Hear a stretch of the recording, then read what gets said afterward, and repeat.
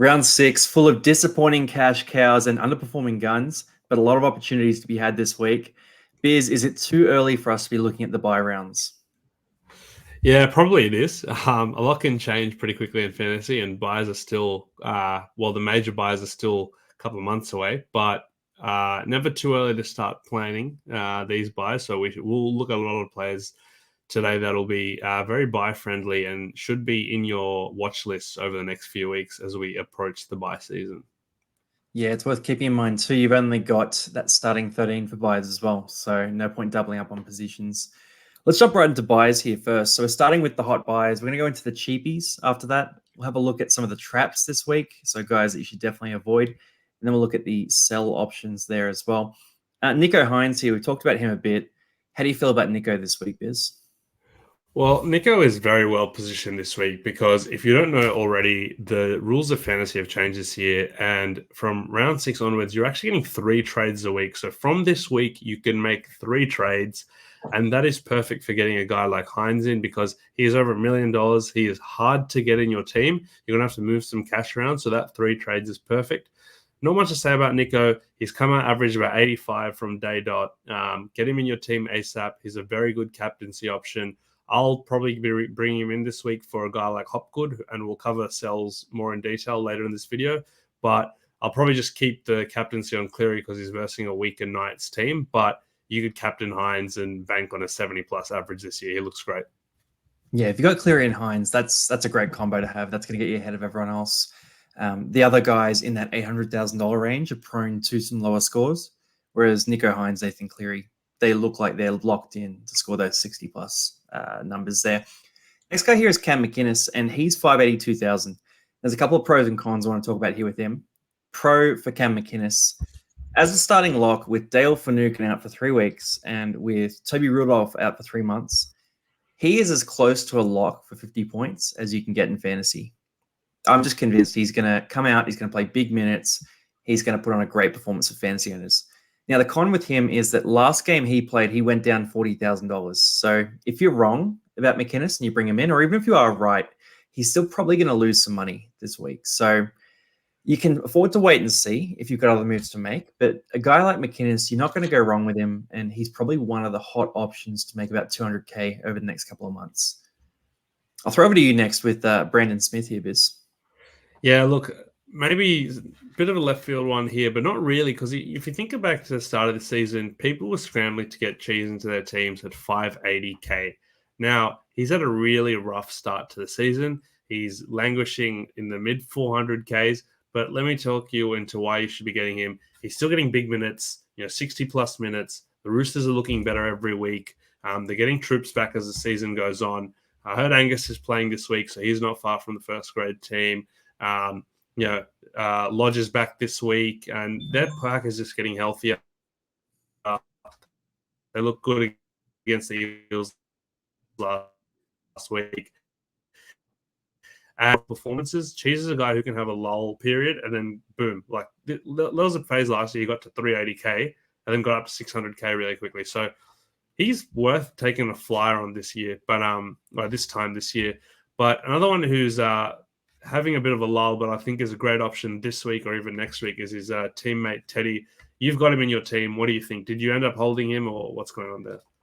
Yeah, I held on with Tedesco. He's just a guy you're going to want to have in your final team, and at $616,000, you were getting some serious value. So look at the performances a guy like Lockie Miller is putting together. Tedesco will be better than Lockie Miller by the end of the year.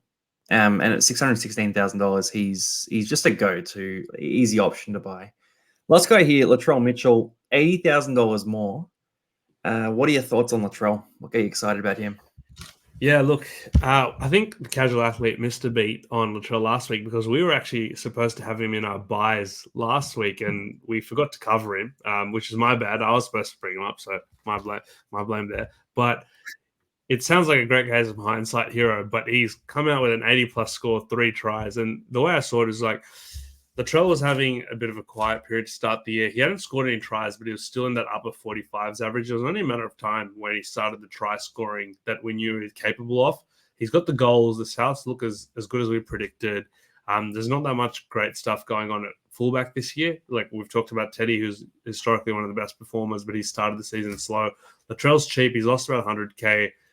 Go get him in. He's going to play Origin, but otherwise the buys for the South don't start till pretty late. So you'll have him around for quite a bit of a period, and he's a good pod, and he's the type of bloke you can see. You can get 75 plus on his day. So if you need a fullback and you've got the cash, go get Latrell. Yeah, I think that's a bit of the theme of these buys this week. I mean, Cam Mcinnes, Brandon Smith, a bit less Brandon Smith, but Cam Mcinnes, Tedesco, Latrell, they're all guys that could be in your final team, and you can get them at a discount.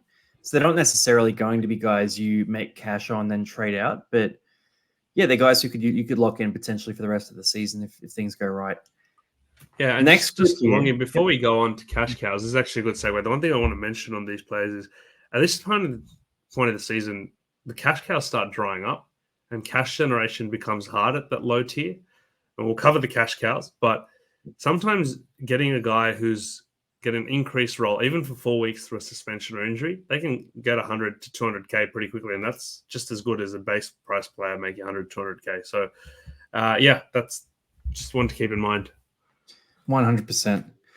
Next group here we got is the cash cows. So after you just talked them down, I'm going to talk them right back up. I think there's some absolute gold to be had in the dung pile that is the recent set of cash cows. Look, last week, a lot of those cash cows flopped. A lot of the guys people got on really suffered. There was some good signs for some of these guys. Like we looked at Cody Nicarima, for example. He was on 19 points after 30 minutes, ended up on 16 points after a sin bin and basically a non-existent second half. So I didn't get him, but I was feeling a bit jealous for that first part of the game before he just vanished. But yeah, having a look at some of these guys, let's go into Toby Couchman first. So he's a guy who, I'll throw a few things in here. He passes the eye test, which is very exciting, and that's what you want out of your cash cows. He's getting increased minutes, and there's also a suspension there to Molo as well. So there's a lot of pathway for minutes for Couchman, and if he is the guy that Dragons fans seem to think he is, then he's probably going to carve out a role and just slowly grind his way up into that sort of 500s area in terms of value. So I don't mind him at all as a buy this week. Yeah, I agree. I'll probably bring him in just so I can afford Hynes. I'll have to play him, which isn't great, but he's got the dual position as well. And you'd rather take a punt on young players who have that pathway to an increased role, like you said, versus veterans as filling in. Because if Couchman plays well, he could take up some of the minutes here because the Dragons don't have any real superstars in their pack. You could say the leader is our favorite boy, Laurie, but he could easily drop 10, 15 minutes in Couchman. His minutes have been kind of going up. And the thing with Couchman is his minutes go up every time there's an injury. Like, for example, even if you look back in week 3, his minutes went up because of Jaden Suar's injury. And he's a second row, but they're finding excuses to give Couchman extra minutes. So could be a guy who starts playing 40, 50 minutes, is averaging 30, 35 points, which is good enough for your bench. And how long is Murdoch Masilla starting over him? Like, I would have thought, based on, again, the eye test we're talking about, you got to look at these cash cows. Like, are they better than the guys that are starting? Is there a pathway for them to usurp those guys? Is Couchman a potential Jackson Ford candidate for the mid-season? Like, there's absolutely that path for him. But anyway, look, sorry, I cut you off there. No, that's actually a great point. You're right. Like Ben Murdoch Masilla, he's a veteran who doesn't have much upside. Dragons aren't contending this year. They all know that. So they should give a guy like Couchman more minutes. So, yeah, maybe you're right. Maybe you take a starting position in the next few weeks. I sure hope so. Next guy is Crossland. And I don't know about this one. I think it's a good buy, but this is a case where a fantasy player is a lot better than a player in real life. No offense to Crossland. He can do a job, but hasn't really done too much at NRL level. He did pretty well last week, but he hasn't really shown much in his short career. Hopefully he turns around and becomes a great player. But look, he's played one game at hooker this year when Bradley missed the game with his HIA. Now it's really sad news that Bradley's done his ACL, so he'll be missing the rest of the season. And Knights have actually let go of Randall, their backup hooker. So it's going to be a mix of guys who might fill in that role. Crossland looks like he's won that race to be that number 9. 55 points when he filled in at hooker in round 2 or 3. And he also played about 60 minutes in one of those earlier rounds at hooker when Brayley went down with his HIA. So, and he scored about 45 points. So maybe if he gets that 70-minute role, he will score 40, 45 plus. My only caveat with him is Kurt Mann wasn't playing those games, and Kurt Mann has a history of playing hooker. He played at hooker for quite a large period in 2020, and he's probably going to carve out a couple of minutes. So if Mann comes on and plays 30, 40 minutes at a hooker and Crossland's only getting 40, 50 minutes, not worth the 2 trades for mine. But if he plays 70 plus, he could average 40, 45, and he's a great mid-season cash cow for your team. There's some serious risk in him too right now because they line up against Penrith this week. So we saw KO Weeks got a shot at 5'8", got, beaten up by Penrith a bit.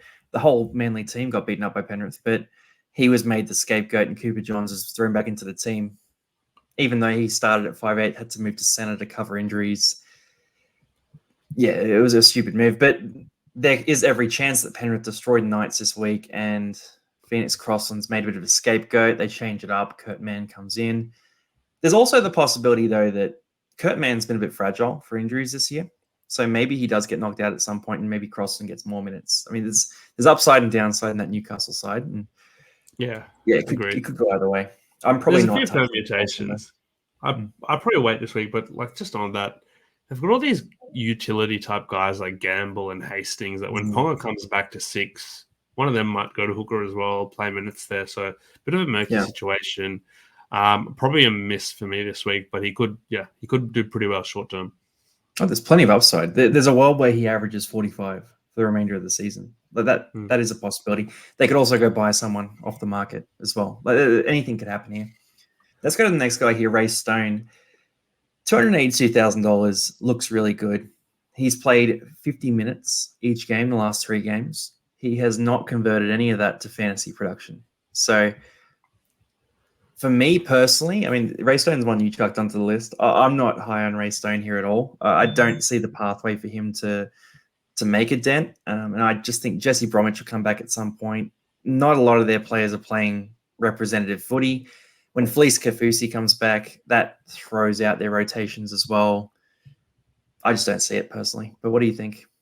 No, look, it's not the best pick. It's not the prettiest pick. I've gone Couchman over him for 30 more K because I think there's more pathway to additional minutes. But you're right, Ray Stone's just sneakily getting 50 minutes, and his PPM historically hasn't been too bad. I know he is not really showing it right now, but even if he just plugs in a few more weeks at 35, gets you that 350, 400K mark, that's something. There's someone you can play over the next few weeks while some of the teams like the Tigers have a bye, Melbourne have a bye soon. A lot of guys have guys like Katoa and Warbrick, and these guys will go on buys soon. So not the worst if you need a cash out because there's not too much out there. But you're right. Unfortunately, the upside is capped because, like you say, unlike this next bloke here, not many Origin berths expected for the Dolphins this year. But Palasia, look, you said that he's a one to watch during the bye period. Will you be bringing him in or? Look, there's been a few permutations of my trades this week that have had Palasia involved. I probably won't.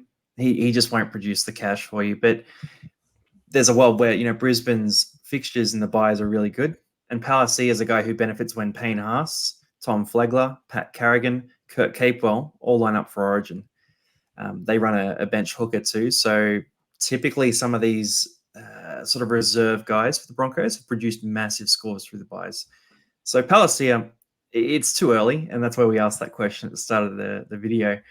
But if this was round 9 or something like that, I'd probably cash out to a Palasia thinking that 2 of those major buy rounds, I'm going to get 50 points out of him. And even if you did it now, it's not the worst move if you're comfortable with your side's cash generation. But yeah, like we've said, Couchman's ahead of him. The last guy here, and I'll just touch on him really quickly because we've talked about Sonny Luke before, but Sonny Luke is another one like Couchman where he's got the talent. He passes the eye test, and he's clearly got a pathway to bigger minutes, and that's starting to eventuate now. When we talked about him weeks ago, and even when he was injured, we did say, just hold on to him. Sonny Luke's going to have his high games, his low games, very similar to Brandon Hands in that you just can't be freaking out every time there's a different game script and they don't get the minutes. Sonny Luke's a guy who at some point this season, I'm pretty convinced will get solid minutes for the Panthers and start to produce those big scores. And that's starting to happen. But again, if this week he scores 20, don't freak out.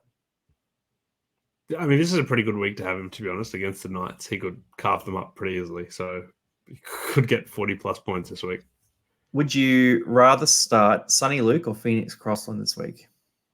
If you had both, hypothetically. Luke, because Really? I think in a good game script, when Penrith get ahead early, just like last week, Sonny Luke will get more minutes, and Crossland I think won't be doing too much but tackling this week. And Man is a pretty good player. People underrate Man, but I think he'll get more of a role than people expect. Like, Crossland's not really shown in his short career that he deserves more than 40 minutes at hooker, or shown he's a hooker at all. So I'd probably just go Luke for the attacking upside, because there's a chance that Crossland plays 40 minutes for 15 points, whereas Sonny Luke, he'll probably get you 15, 20, but I feel like he's due a try against this weeknight's team. Yep, I rate it completely. Let's go to the next group here. So the traps. These are the guys who are alluring you to waste your money and make mistakes with your trades.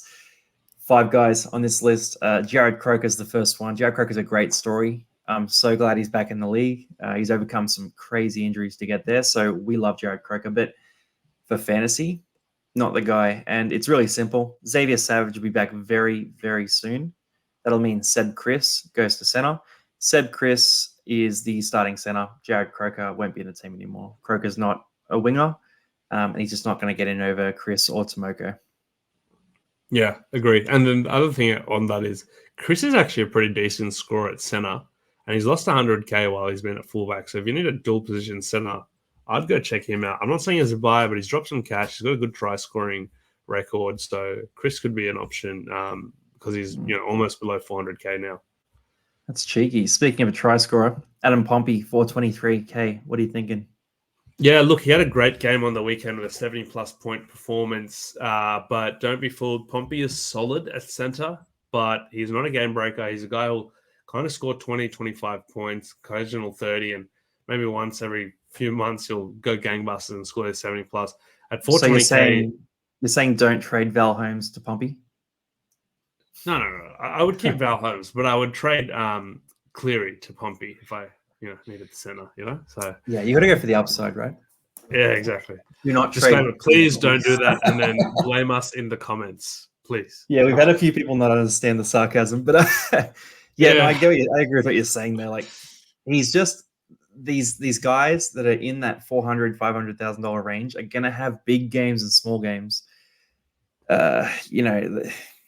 Wonga Blake has scored career hat tricks. Everyone can sort of step up and have that game, and then they're going to go back to being a bit more normal. So don't be chasing points. Tom Ale as well. Yeah, we talked about this one before, but Murata Niokore, Tohu Harris is back. Mitch Barnett's back soon. There's just not a pathway for minutes for him. That's a really simple one. Don't fall for that trap. Pay a little bit extra. Get one of the other guys we talked about. I'll throw Jacob Host back to you. Yeah, look, Jacob Host, 47 points last week, and he's decent. He's one of those guys that just rocks up at his price point every year. I'm not sure how, but he's here again. He's at that low price point as a starting second rower. Look, the thing with Host is even when he's playing 50, 60, 70 minutes, he's not traditionally a great fantasy scorer. Like, he'll have flash in the pan games where he'll go 40, 40, and then he'll hit you with a 12 or a 15 and, just a bunch of missed tackles and not doing too much. Arrow's playing the front row rotation this week. Probably when Totola's back, he's having some injury issues here, but Totola coming back, Arrow could go back to second row. And then Host on the bench is a complete waste for your fantasy team. Avoid, there's better options. Again, look, he could go pretty well, but for the risk, and he's not exactly base price, so I would be skipping him. Any veteran fantasy coaches probably won't even be considering him because, like me, they'll have been scarred over the years. So maybe Cheekham came out of the blue this year at the Souths as their second row and turned it around. Maybe Host can do the same, but I'd be avoiding him. But the last player on this list is very different to Host in terms of, much more of an attacking threat. Had a really great game last week, but Longy, you're not big on him. Tell us why. Oh, I love Jaden Campbell as a player.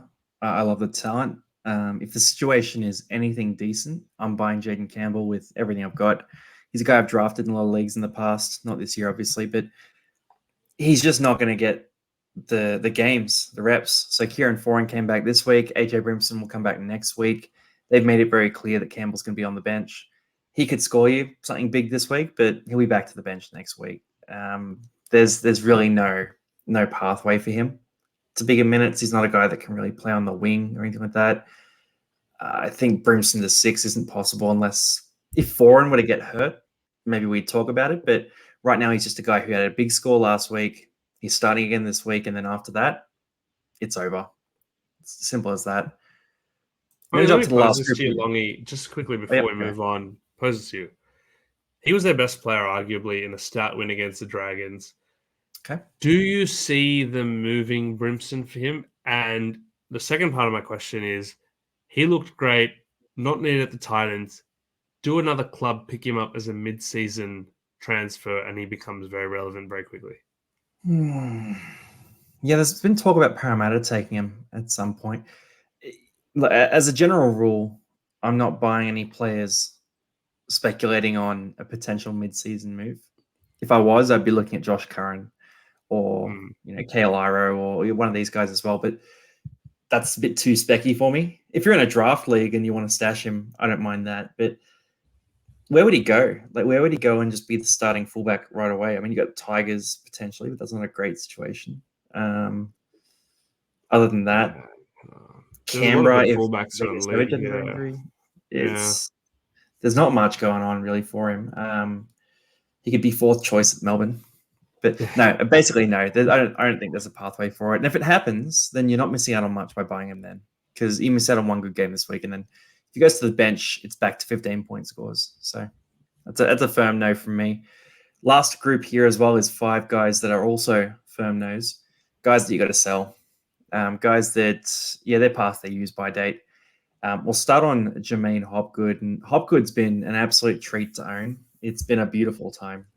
If we could cue some emotional music right now, it would be special. But there's just a few things here. So the score last week isn't why you're selling him, and the price drop isn't why you're selling him. It's the fact that they've got Junior Paulo, Regan Campbell-Gillard, and Ryan Madison as that middle 3. So there's just not going to be the minutes for Hopgood. Best case scenario for him, absolute best case, is maybe 60 minutes. And Hopgood's scores have been very strongly correlated with minutes. All of his big scores have been in those big minute games. When he plays less minutes, it's a lower score. So there seems to be a bit of a linear correlation between those two things. If you can trade him right now, I mean, he's done his job. $717,000. Fantastic. And if you've got a bit of money spare, like I've got a bit over 200K in the bank, for example, I can almost just go Hopgood to Hynes, which is a treat. So thank you, Jermaine. Yeah, look, agree. And we talked about this last week, that he was a hold, but we were secretly hoping for him to do decent, but not too well, because he is a great pathway to Hynes this week. It happened exactly like I hoped. He was okay, but doesn't look like he'll be a keeper at this price anymore, based on the role he's playing. Great. Move him up to Hynes, who's our buy of the week this week. If you can afford it, do it. Don't look back. Thanks, Hopgood. You were great. The only thing I'll say that could come to bite us in the bum is that we could see a late shuffle on game day with Madison to the edge, and then Cardi to the bench and Hopgood starting, just because now that with Junior back this week, they might not need Madison to play in the middle. I don't think that's likely. I'm not saying that's going to happen, but it is something that could happen. And then when you've sold Hopgood, you might come back and be like, why did I sell Hopgood? But, again, the probability is low, and you can't really bank on that. So, yeah. That's valid. That's absolutely valid. And that might be a reason to sell Bryce Cartwright as well. So, yeah, decent. Hey, I'll throw Hayes Perham to you next. Look, we were loving Hayes Perham. He's done a real job, raised about 150K. Why is he a sell for you? Yeah, he's a sell for me, but I wouldn't be rushing to sell him by any means. But if you need some cash to get in, for example, upgrade Hopgood to a Hynes, he's worthy of a sell. And the reason being is he's come out of the blocks really good to start the season, just 40s every week, and then he's come and scored a 20 last week, which is actually going to really halt his cash making ability. And now he's in that awkward mid-range price of 457, where he's neither here nor there. So if you're not cashing him out this week, I would have a plan to maybe move him up to a Teddy next week when Perham probably peaks and Teddy cashes out at like 595K. So you only really need 140, 150K to upgrade him to Teddy. So have that in the back of your mind, because Perham's shelf life is running out quick. And it's the same story with another back that everyone started with the start of the season. That's Warbrick. Are you selling him this week? And if not, why are you holding him? It's tricky because he's of that group of backs where we're looking at those guys that are cash outs. He's probably the one that has some of the nicest fixtures in the best situation. But he has that buy in round 9. He has that buy in round 13. Yeah, just can't afford to sit on him. So he probably ends up a sell for me. But I'd probably sell Khan-Pereira before I sold Warbrick if I was able to afford the 40K difference this week. Because I just think Khan-Pereira's situation is a little tougher. Warbrick's situation is a little easier. But yeah, no, he's definitely a sell. And I'll throw Khan-Pereira in there too. And then I'll throw Loiero back to you. But Khan-Pereira, 335K. You need another massive flurry of points for him to be worthwhile. Yeah, these are just guys where, 335 is tough though. It's really tough because that's a bit debatable at 335 because you could maybe make the case that you weather the storm a bit and just hope for that spike again, but his base is just so weak. Yeah, agree. The one thing you could do with the guys like Warbrick and Khan-Pereira, and what I'm doing with Warbrick this week is taking him down to a Sean Russell. Sean Russell scored 30 points last week, and 25 of those came from tackles and meters. So we love that in a base stat category, like just 25 from base. And the Eels are a pretty good attacking side with the ball. So he could probably score 30, 35 plus most weeks, which is not bad. He'll probably slow. But he's also a known try scorer. So while he'll slowly burn away at base stats, he also has the upside of this Warbrick, Khan-Pereira type players where he can score a hat trick on any given week because he's got pedigree for try scoring. The other one you could do is with a guy like Khan-Pereira who has no base stats and relies on tries. You've got his equivalent who's 110K cheaper now in Hayes Dunster. Now, you could hold Khan-Pereira this week. Hopefully, Hayes Dunster goes better this week and gets his break-even low because his break-even is going to be high right now because he had a -2 last week. But Brad Arthur came out in the press conference and said he's only had one training session with the first grade team. So imagine being out for a couple of years. You've had one session with the top grade team and being thrown in there. As Eels fans, we know Dunster is a lot better than what he put out on Monday. And he's a guy who you could cash out at bargain base, like 220K. And Khan-Pereira, you make like 110K and you get pretty much the same player who's just reliant on tries to score points. So that's an option there. My nerves there with Dunster are that his job security is not great at all. So like Russell, I love the Russell pick. Sean Russell plays all 3 major buys, which is fantastic. Dunster, if they're going to make a change, either Simonson or Wonga Blake comes in. I think Russell keeps his spot. He either stays at center or he goes to wing, and one of those guys comes in. So I think Russell's got really good job security. As you said, try-scoring pedigree. Whereas for Dunster, I mean, even that Mitch Moses break, you saw that line break Mitch Moses made early in the game. He looked to his right for Hayes. And Hayes, I don't know if Hayes wasn't trying to keep up, wasn't ready, like maybe a bit lazy, or if he just wasn't quick enough. Like either way, it's not a great sign for him as a try scorer. So I'm very, very, very sus on Dunster. I would give him another week, and I need to see him produce a performance that isn't absolutely terrible before I buy him. But you're absolutely right. On paper, perfect buy schedule, absolute minimum price. Yeah, and the one thing with Dunster is you wouldn't buy him this week because his break-even is high anyway, and then Bailey Simonson comes back next week, and if he's back in the team and Dunster's out, then it's not even a consideration. But you can afford to wait a couple of weeks. So, worth a watch, yeah. And then Trent Loiero is the last guy, 523K. He's done a fantastic job for you. You can keep him if you want. He's scoring reasonably well, but he's one of those guys where at this point of the season, you got your Hopgood, you got your Loiero, you turn that into Nico Hynes and Couchman, and you get very similar scores from the lower guy, and then you get the fantastic Hynes scores from the top guy. So start making those moves, start consolidating players, looking at those middle guys, trying to move them on, or even if you don't want to go get Hynes, Loiero to a Mcinnes, for example, is basically a straight swap, and you gain pretty considerable points there. Yeah, agree. Like Loiero is a 40-point scorer, and at this point of the season, at 520K, you don't need a 40-point scorer. If he's 520K, you want a 60-point scorer almost, right? Or like a 55-point scorer. So there is a different trade. Not the highest priority, but he's an easy one to downgrade to a couchman, like you said, or one of our other cash cows. Exactly right. Anyway, everyone, good luck this week with round 7 of NRL Fantasy. Drop a comment in the bottom here of what trades you're thinking of making this week and what captains you're looking at too. And we'll be sure to chat with you there.